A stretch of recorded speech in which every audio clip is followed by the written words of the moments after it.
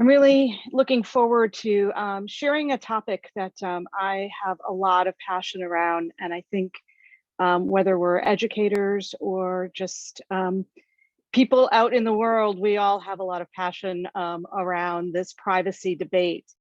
Let me just say at the outset, like all of these sessions that you've been attending, feel free to drop things into the chat. Since we are talking about a debate topic, I'm happy to conduct this session as a debate. So as I go through some of the topics, I really encourage you to drop comments in the chat, questions in the chat, and let's make this a live debate here, because there's certainly no right answer yet.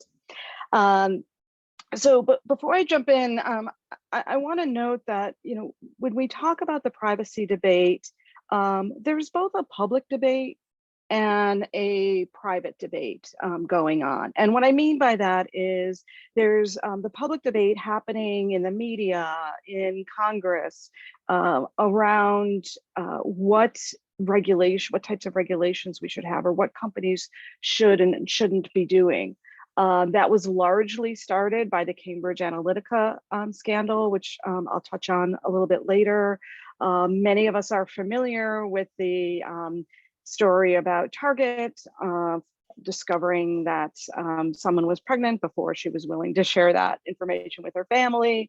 And there's also law enforcement cases where they're looking to get their hands on iPhone data or Alexa data or whatever. So that's sort of what's happening in the public realm. But the private debate is just as rigorous. And what I mean by that is the debate we have with ourselves every time we open our iPhones or watch a show on TV, because we know that information is being gathered. So we have our own debate with ourselves over how much do we value our privacy, over how much do we value the opportunity for personalization. I do want Amazon to feed me information about products that I might be interested in. I want to post that picture of me enjoying a lobster roll on the coast of Maine on Instagram. So there's a lot of information that I'm freely ready to roll out. I know Waze is following my location, but boy, I want to know the fastest route, and I want to know if there's a cop up ahead. So I'm willing to make that trade-off. So that's what's really shaping where we are right now. So what we're going to look at today is, what is data? Why is this debate happening today? And how did we get here? What did the industry do that led us to this point in time? I'll touch briefly on the regulatory environment. It's constantly changing, what the industry is doing from a self-regulation standpoint, and why I believe tracking shouldn't go away. And then I'll leave you with a couple of tools that I really enjoy and might help you as you teach privacy.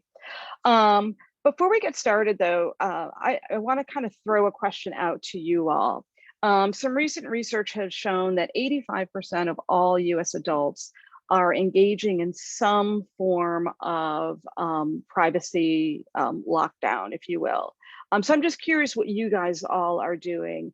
Do you make use of ad blockers? Are you clearing your cookie history? Are you moving to DuckDuckGo rather than Chrome? What do you do when the ATT messages come on your phones? So if you could just type into chat, sort of what's your favorite privacy tool of choice? Clearing cookie history, really helpful. Safari's kind of doing that for you. DuckDuckGo. Oh, VPN. Yeah, Brave is another really great way to just keep things within your own environment. Any other thoughts?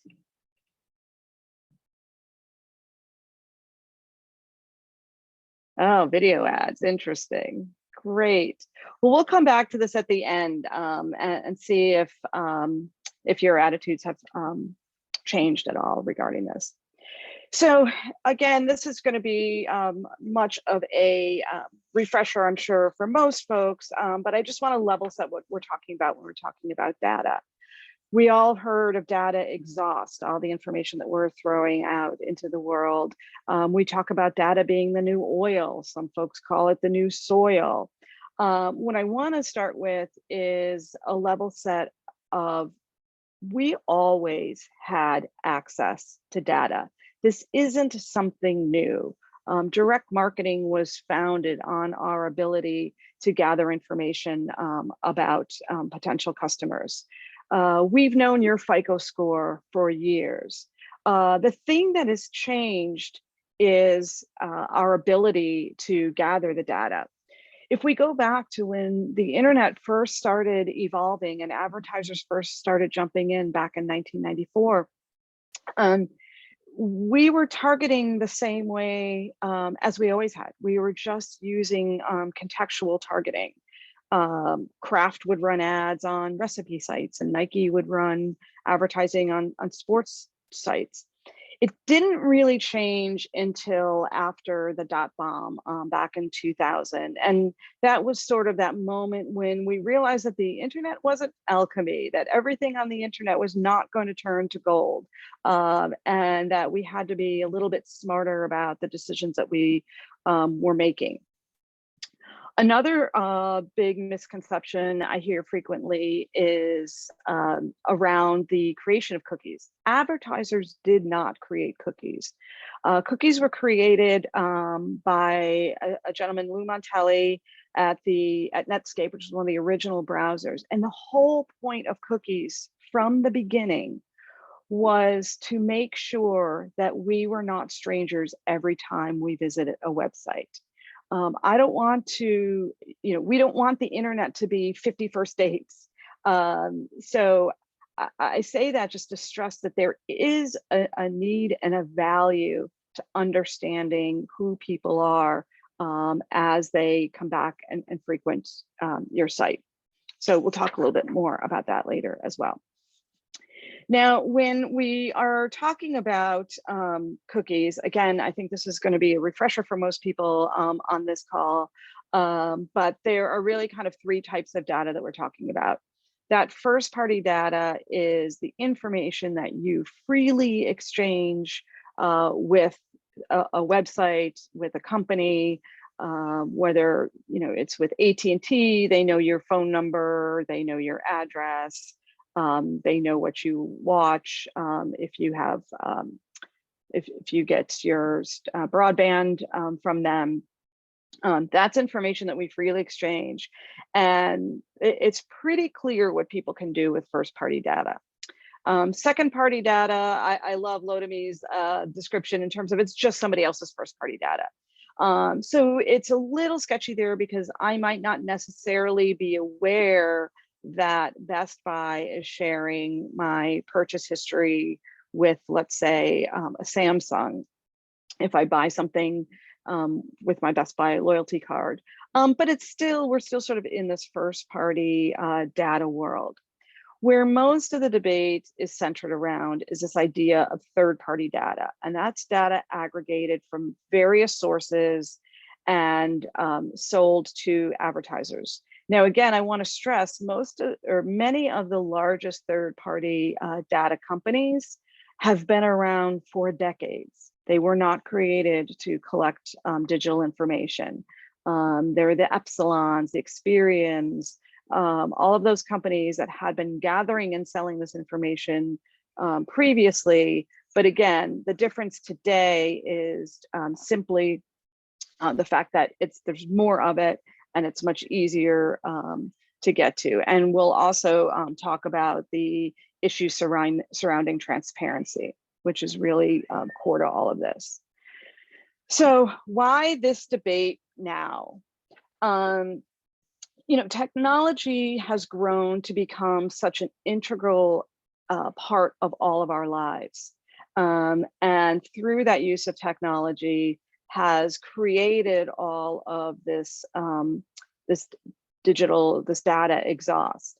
As I mentioned before, a lot of the public understanding around this came through the Cambridge Analytica scandal.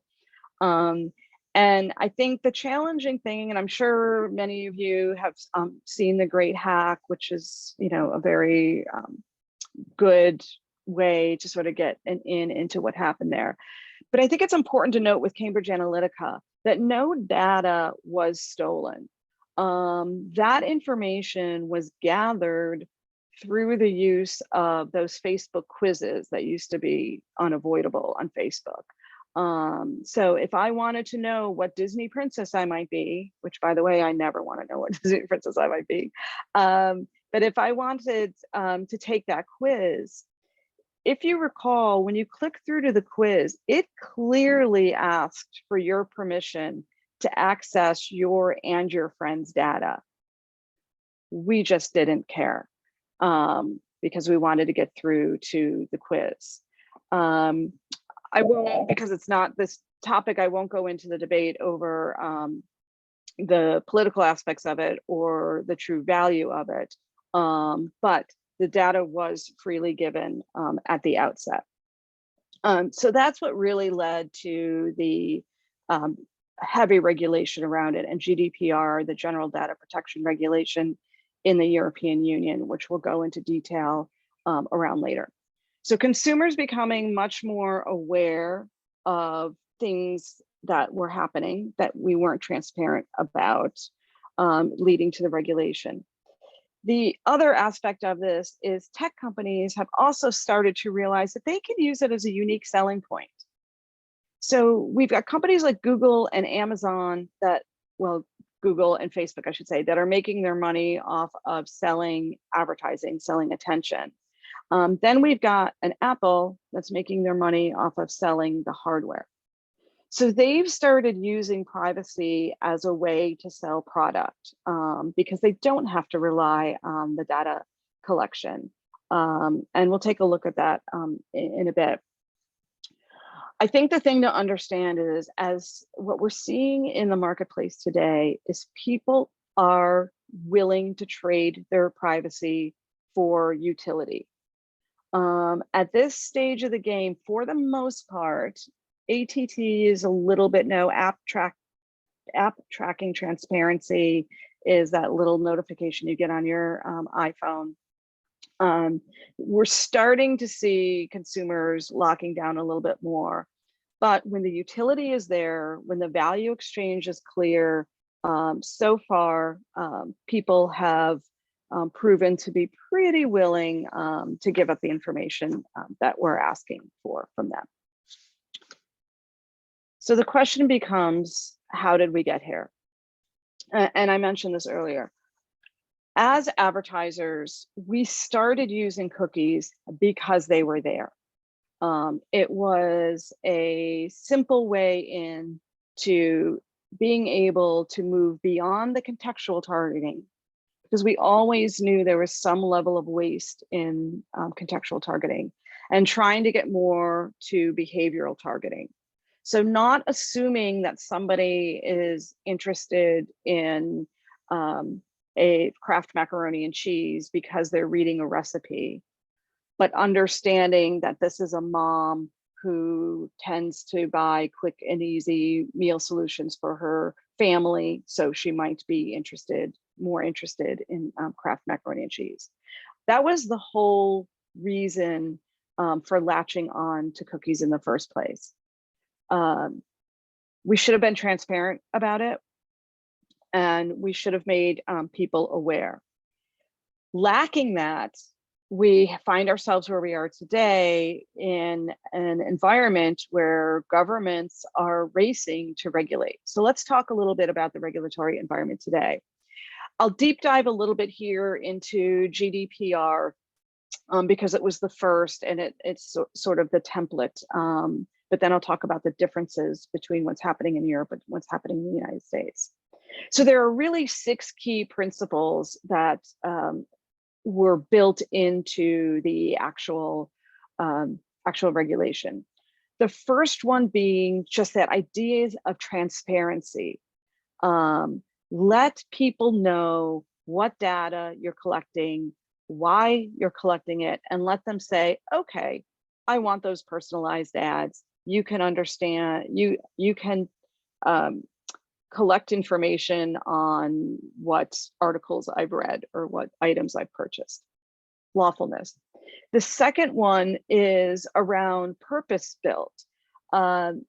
One of the biggest challenges, even today, with applying data principles to advertising and marketing goals is we just collected it all. We just cast a wide net, brought this big bucket in, and we're trying to figure out what to do with it. There are numerous studies when we go out and talk to marketers about how they're using data today. A lot of them are still sort of just shrugging their shoulders and trying to figure out. So this is helpful to consumers, but it's also helpful for companies. Be more purposeful about what you're collecting, why you're collecting it, and what you plan to do with it. And then again, get consent, be transparent. The third principle, similar, like don't collect everything. You don't need everything. Identify what your goals are and just pull in those pieces that are going to be helpful for you to achieve those goals. And part of the reason around that data minimization is the issue with data leakage. We have all this information and we're not always really good about keeping it tight. So why gather stuff you don't need in the first place? Accuracy, just keeping things up to date, making sure that people can update their own information or delete data. If you haven't gone into your Chrome personalized settings and taken a look at what buckets they put you in, you should go do that and delete yourself. I have no idea why they think I'm interested in basketball, but I'm not, and it's helpful to them and helpful for me to tell them that. So make sure that the data is up to date. That's why you see that proverbial shoe following you around the internet, is the data that they're using to target you with that ad has a shelf life. And I've already bought that shoe and they just don't know it yet.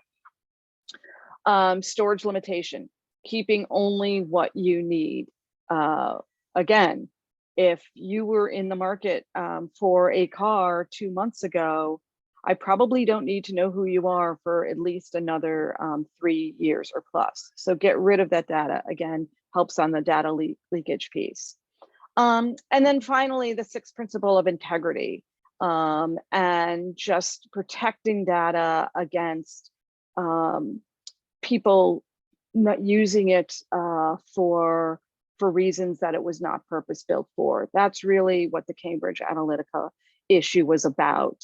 Was once the data was gathered, then it went out and was shared with people for completely different purposes. I'll pause there real quickly and just do a check-in on whether there's any questions about GDPR.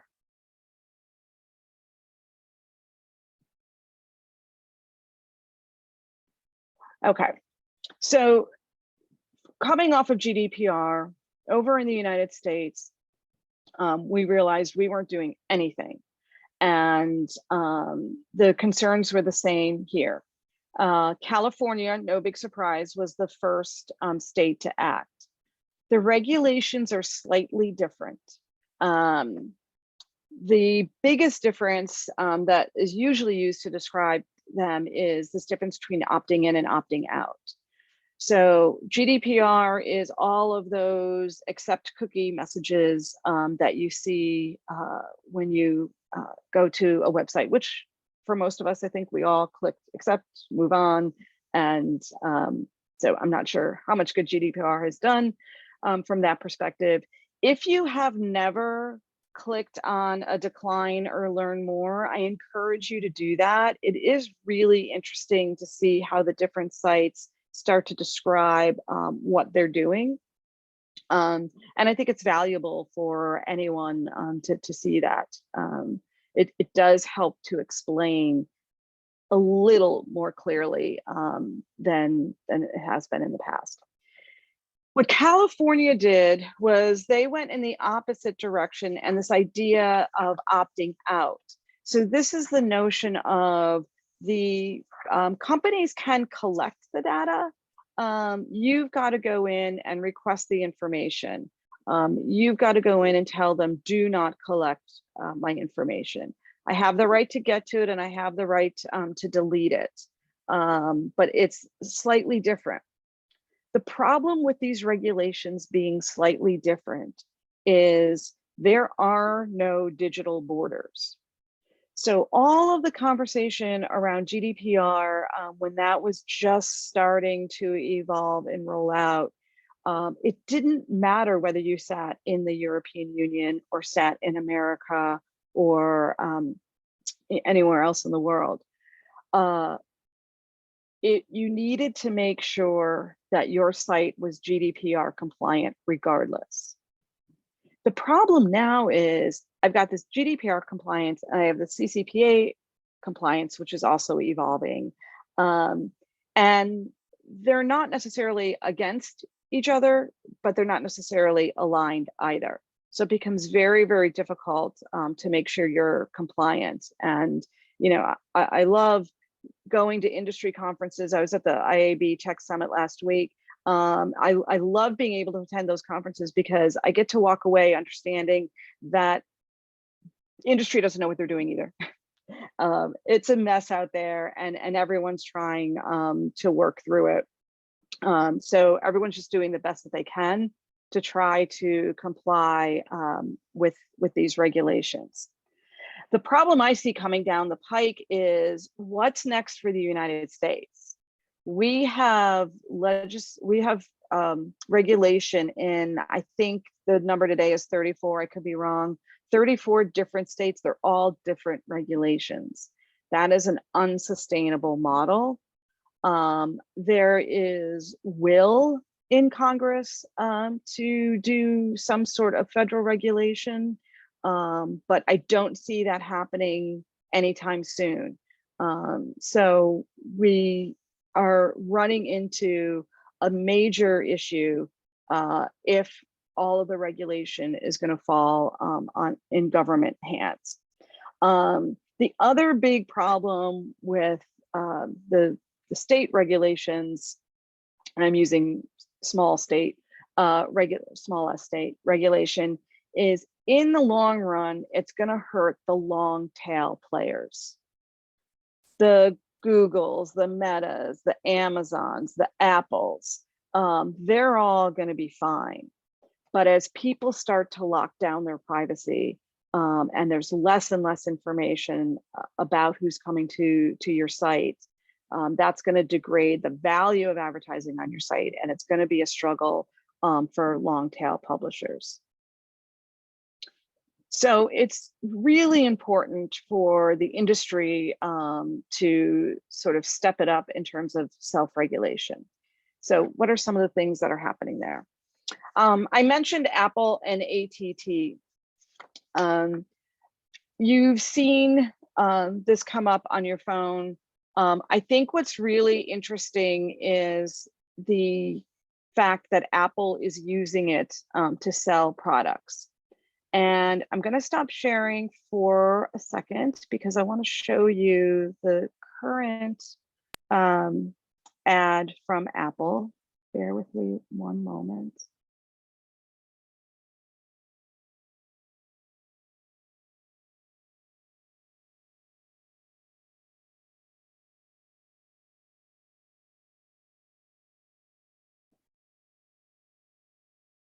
As I share, oh, sorry. I share my screen again. The beauty of Zoom, which we are all intimately familiar with now.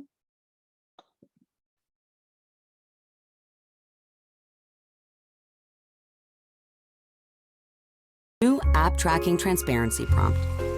It's a feature that gives you a choice. A choice on how apps use and share your data.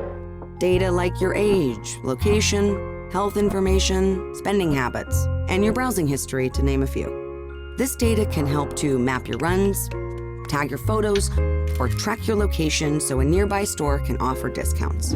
But some apps have trackers embedded in them that are taking more data than they need, sharing it with third parties like advertisers and data brokers. They collect thousands of pieces of information about you to create a digital profile that they sell to others. These third parties use your profile to target you with ads. And they can also use it to predict and influence your behaviors and decisions. This has been happening without your knowledge or permission. Your information is for sale. You have become the product. That's why iPhone users will now be asked a single, simple question. Allow apps to track you or not?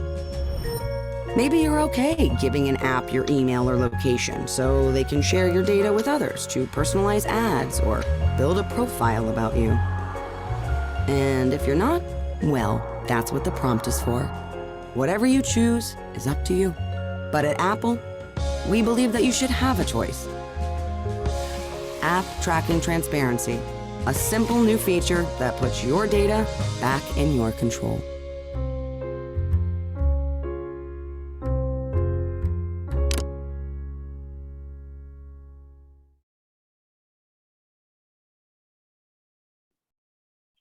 So I just want to talk for the few minutes that are remaining. Make sure I'm sharing the screen again. On what the industry is and should be doing. And then, like I said, I'll share with you some resources that I have found useful in my courses. So the industry is pretty much aligned on the fact that third-party cookies going away isn't the end of the world, and it's not necessarily even the worst thing in the world. Again, we use them because they were there, but there are other tracking options. Digital fingerprinting is a way to just ID you from the perspective of screen size, browser type, resolution size.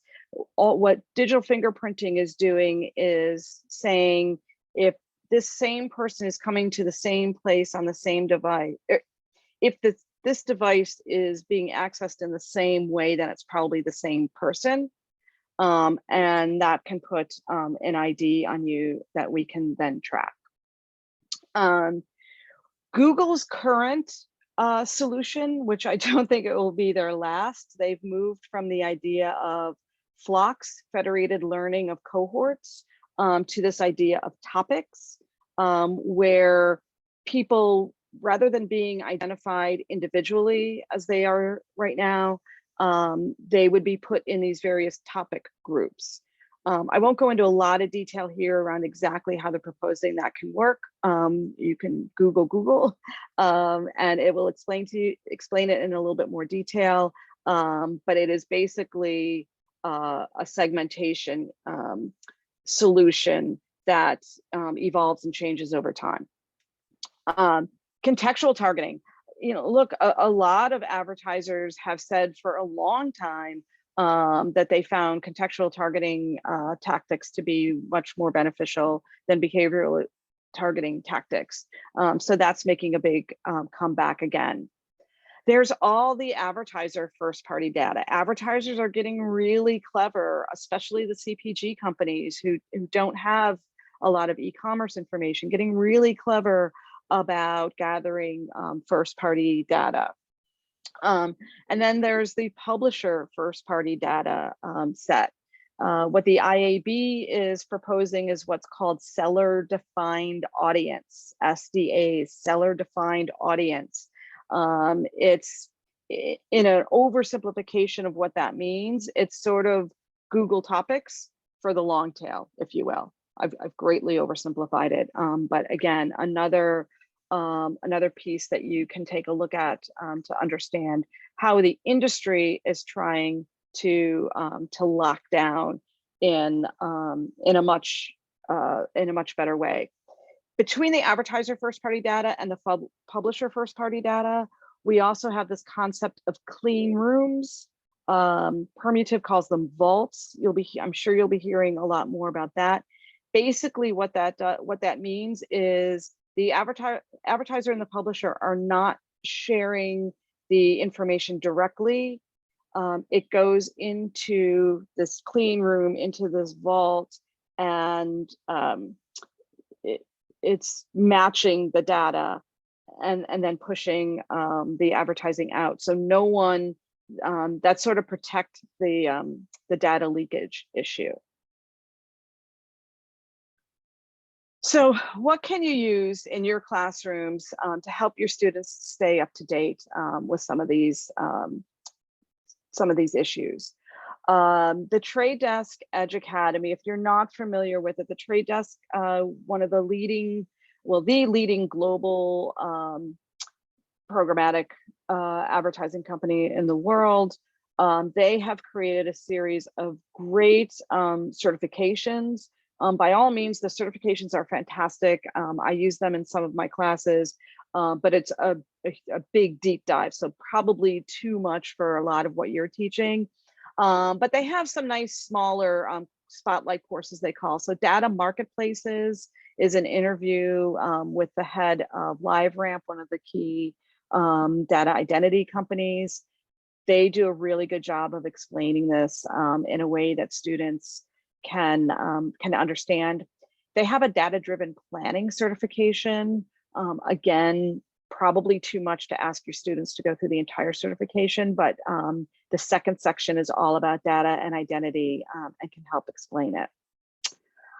Google, on their YouTube AdSense channel, there are 3 5 minutes or less videos by Mark Woolley, their head of data and privacy, who does a really good job of explaining to lay people what Google is trying to do.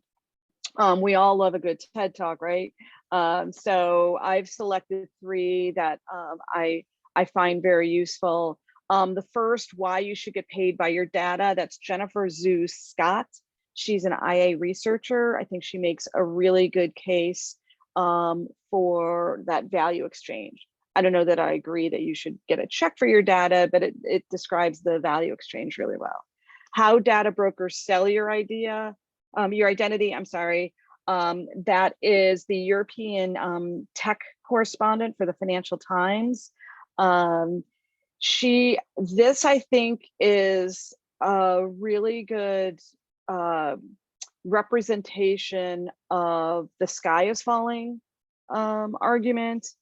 I don't agree with everything that she says in here, but it's a great way of sort of framing the argument around what could go wrong, if you will.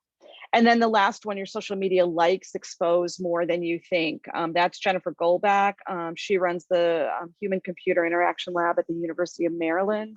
And it's kind of a much more measured look at what was being done around Cambridge Analytica and how just what you are sharing can get analyzed and interpreted in terms of putting you into different types of segments.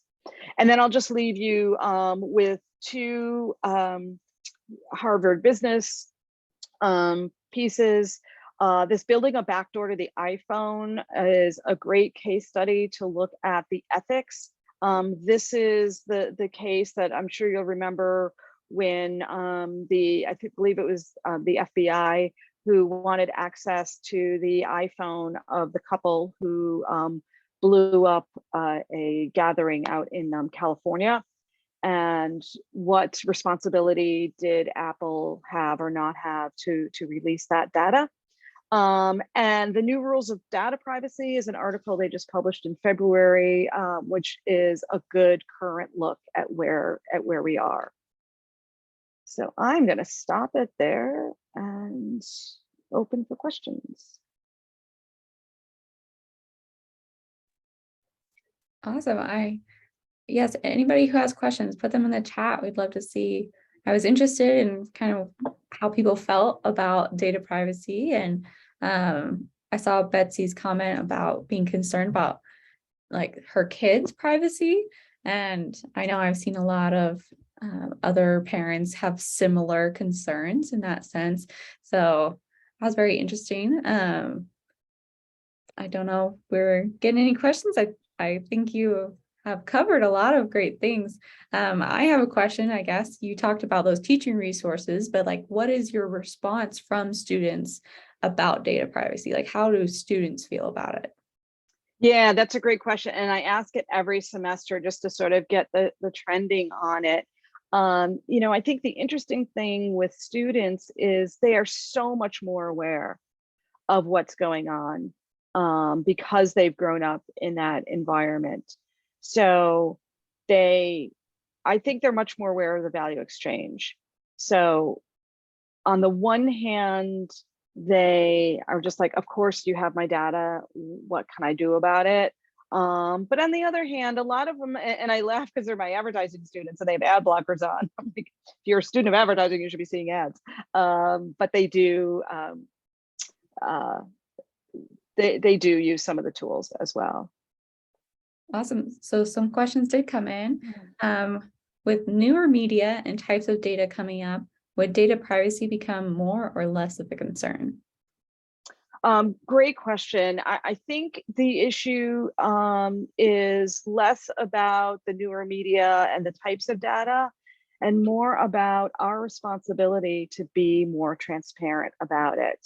And that's where my passion is I appreciate ATT. I appreciate the Brave browser. I think it is very important for consumers to have that choice and control. My concern is the lack of understanding of how data is actually being used. And I think the more we can educate the average person, the less concerned they'll be. That doesn't mean that they're not going to block things. I think they should block things. There are some apps I don't allow to have access to my information, but there's some I'm like, yeah, I want, I want this app to know what that app is doing, so I get a better experience. So I think that's more the concern is the education piece. Gotcha. Mary Beth asked, do you think universities are doing enough to teach privacy? I don't think they are. I think there's a huge opportunity. I think there's a huge opportunity in general. But certainly, and I will say, and this is probably a controversial point of view, so I understand that.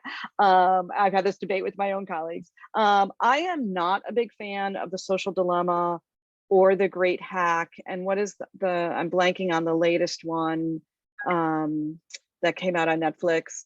And the reason being is I don't think they take a measured view of what's going on. And I think they get people really, really concerned without explaining the other piece of it. So, and that's the debate I have with my colleagues, is some of them use it to be provocative purposely, and there's a value to that. I get that.